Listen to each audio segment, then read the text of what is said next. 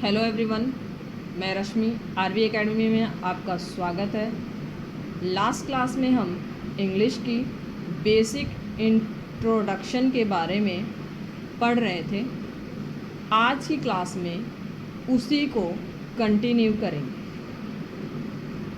उम्मीद करती हूँ आपको सब समझ आया होगा, और अगर किसी को नहीं समझ आया है तो एक बार पिछली क्लास को आप दोबारा से देखिए और फिर इस क्लास को देखिए।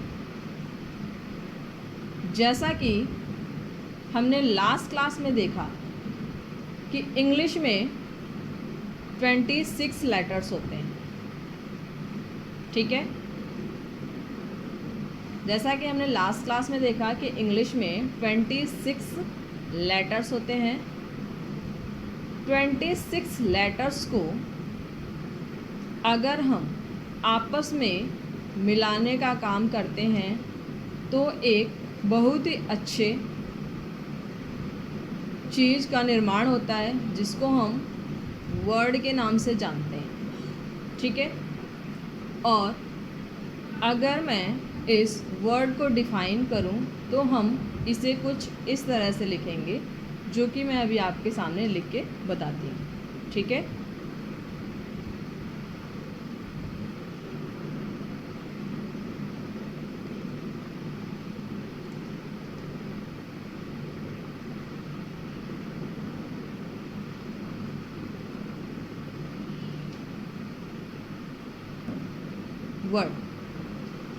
वर्ड क्या है?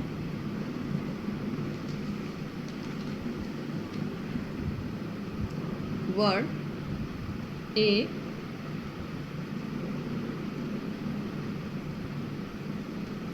मीनिंगफुल यूनिट ऑफ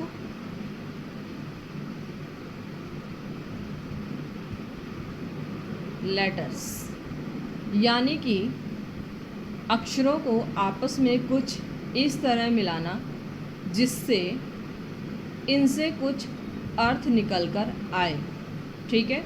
आपको समझ आई बात? जैसे मैंने आपके सामने एक छोटा सा एग्ज़ाम्पल लिखा। अब मैं कुछ वर्ड को, कुछ लेटर्स को मिलाकर एक वर्ड लिख रही हूँ और आप इसे पढ़ने का कोशिश कीजिए। मैंने लिखा CAR, कार। अब ये जो वर्ड है कार लिखते ही हमारे माइंड में एक इमेज बनता है जो कि गाड़ी का है। तो अगर हम इसी लेटर को कुछ इस तरह लिखें RCA, तो इससे क्या समझ आता है?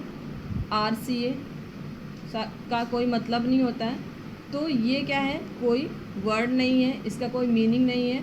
बट जब हमने कार के बारे में बोला तो कार क्या है? एक गाड़ी है, जिसका हमारे माइंड में बनता है कि ये समझ आता है कि किसी गाड़ी के बारे में हमने बात करी है, ठीक है। आई होप सो आपको समझ आई होगी ये चीज़ जो मैं बताना चाहती हूँ, ठीक है।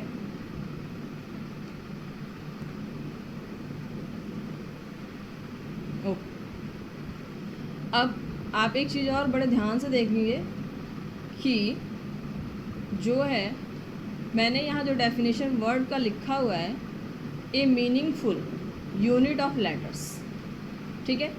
इसके अंदर यूनिट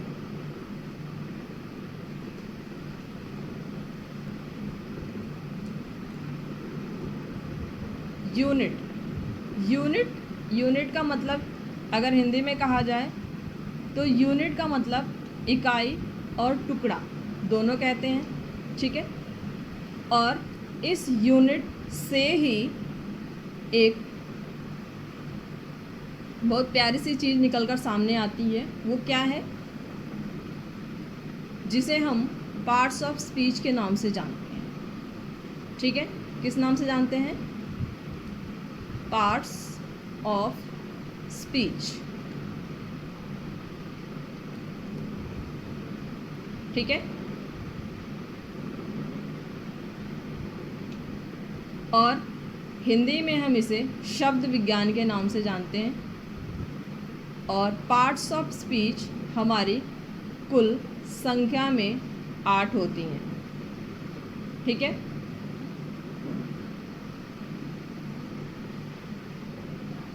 अब आगे हम इन पार्ट्स ऑफ स्पीच को एक एक करके समझने का प्रयास करेंगे। ठीक है।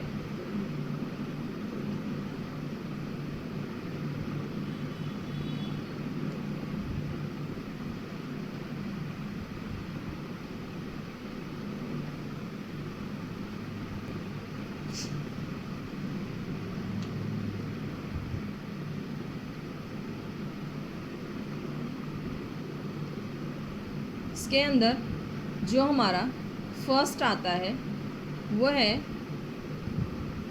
नाउन। नाउन क्या होता है? नाउन होता है हमारा नेमिंग वर्ड। ठीक है। नेमिंग वर्ड यानी कोई शब्द जो नाम बताता हो। हम इसको बिल्कुल सिंपल तरीके से, इसका डेफिनेशन तो बहुत बड़ा होता है लेकिन हम बिल्कुल सिंपल तरीके से इसको समझने का प्रयास करेंगे। ठीक है। फर्स्ट हमारा है नाउन। नाउन क्या होता है? हमारा नेमिंग वर्ड है। सेकंड हमारा क्या है? प्रोनाउन। ठीक है। प्रोनाउन क्या होता है?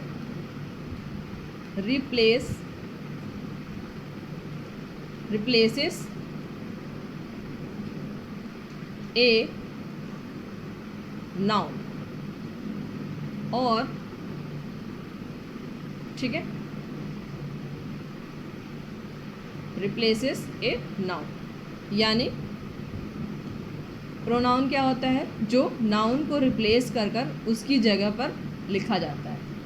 किसी भी नाउन की जगह पर जो शब्द का इस्तेमाल हम करते हैं उसे हम क्या कहते हैं? प्रोनाउन।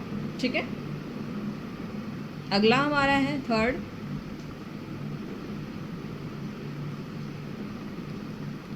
एडजेक्टिव। एडजेक्टिव क्या होता है हमारा? क्वालिफायर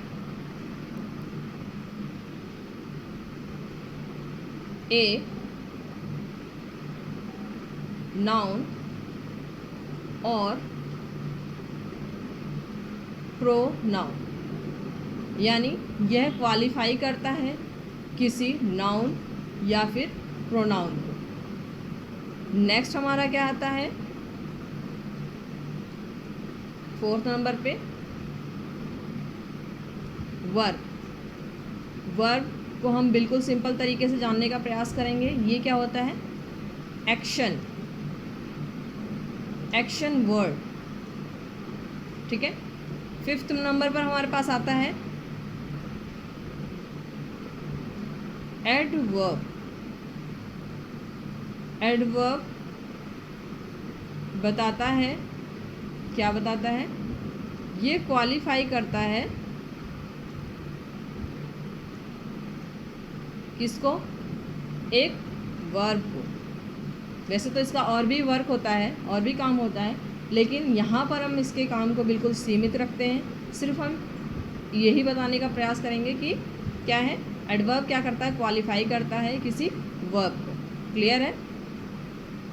अभी तक हमने 5 पार्ट्स ऑफ स्पीच लिख लिया है। नेक्स्ट हमारा 6th है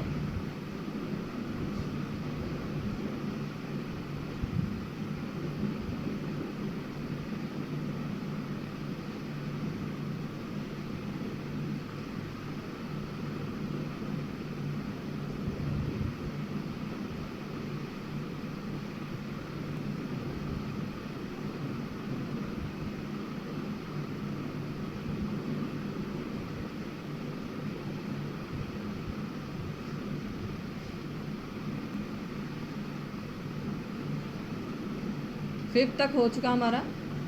एडवर्ब हमने लिख लिया। अगला हमारा है 6th।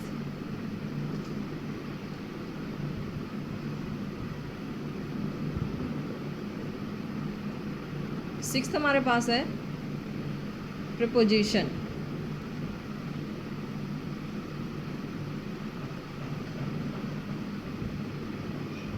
प्रीपोजिशन को हम बिल्कुल सिंपल तरीके से जानने का प्रयास करेंगे।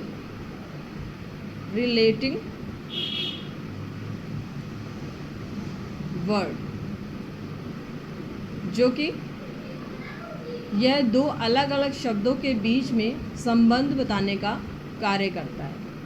7th हमारे पास आता है कंजंक्शन।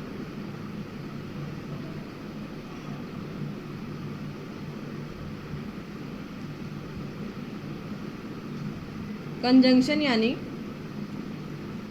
Connecting word. ठीक है, क्या करता है? यह जोड़ने का कार्य करता है। और लास्ट हमारे पास आता है interjection.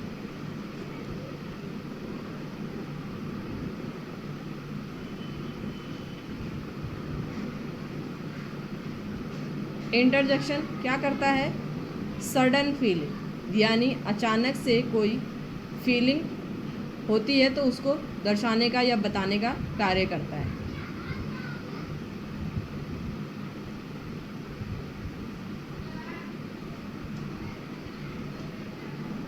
Sudden feeling expressing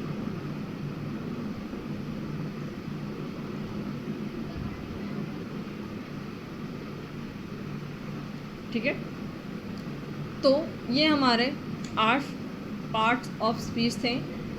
total number में कितने होते हैं? 8 होते हैं।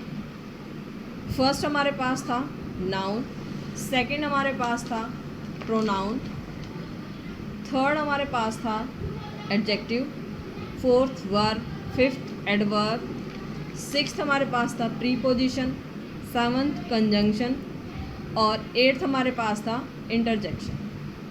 उम्मीद करती हूँ कि आपको ये 8 प्रीपोजिशन का जो मैंने आपके सामने इंट्रोडक्शन करवाया है वो आपको समझ आया होगा।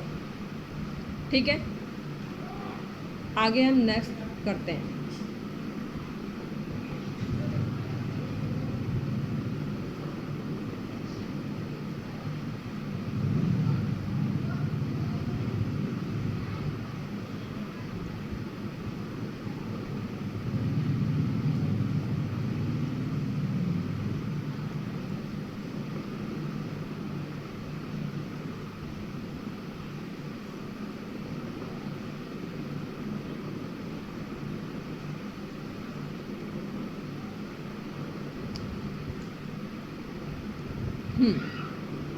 तो अगर हम, जैसा कि हमने देखा कि जो वर्ड क्या है? जो लेटर्स होते हैं, लेटर्स को जब आपस में मिलाने का कार्य करते हैं तो हमारे वर्ड का निर्माण होता है। वर्ड क्या होता है? एक मीनिंगफुल यूनिट होता है। ठीक है, और उसके आगे हमने देखा कि पार्ट्स ऑफ, जिससे जो यूनिट है, यूनिट से पार्ट्स ऑफ स्पीच का निर्माण होता है। ठीक है, और जो पार्ट्स ऑफ स्पीच है वो कितने हैं? हमारे नंबर हमारे 8 है टोटल, जो मैंने आपको अभी डिटेल में सारी दिखाई है। ठीक है, लिख कर बताया है, और इसको और डिटेल में आगे की क्लासेस में हम पढ़ेंगे। और अगर इसके आगे हम जाने की कोशिश करें तो यहाँ पर हम देखेंगे कि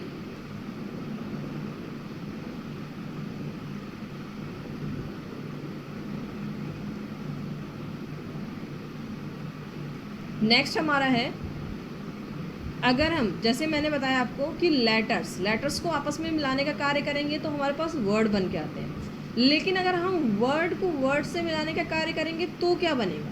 तो वो हम जानने का कोशिश करते हैं।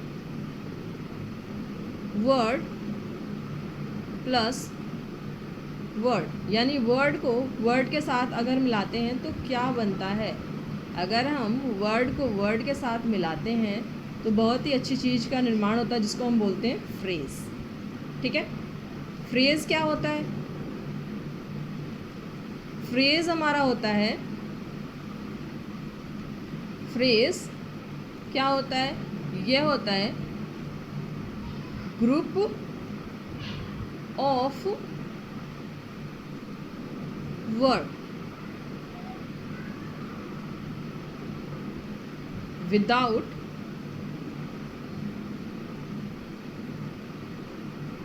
complete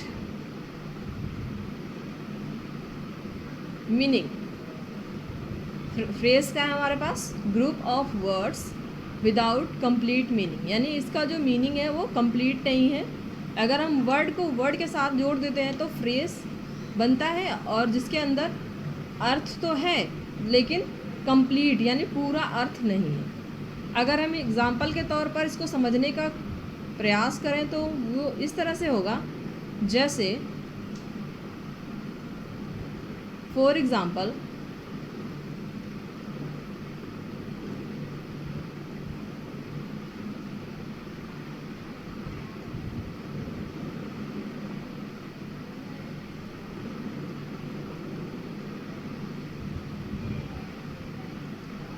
क्या होगा? रवि, हमने इसमें एक कंजंक्शन जोड़ा जो जोड़ने का कार्य करता है। रवि एंड जो है, एंड हमारा कंजंक्शन होता है, ठीक है। एंड मनोज, ठीक है। तो अगर हम इसे पढ़ेंगे तो क्या? रवि और मनोज, ठीक है। ये फ्रेज कहलाएगा, जिसका अर्थ तो है लेकिन अर्थ पूरा नहीं है। और फ्रेज को भी हम 3 भागों में डिवाइड करते हैं। किस तरह से?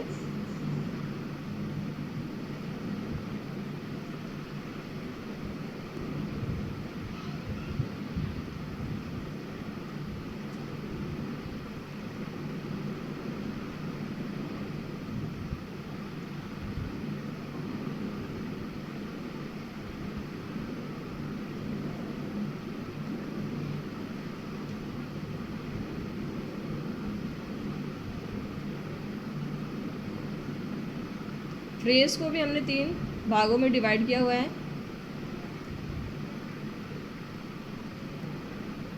फर्स्ट हमारे पास आता है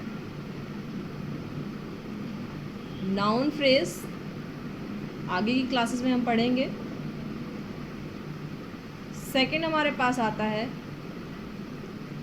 एडजेक्टिव फ्रेज।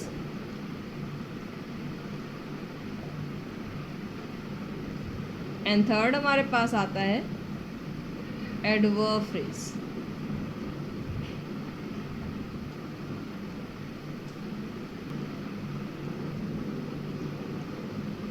ठीक है, तो आज की क्लास में बस हम इतना ही करेंगे।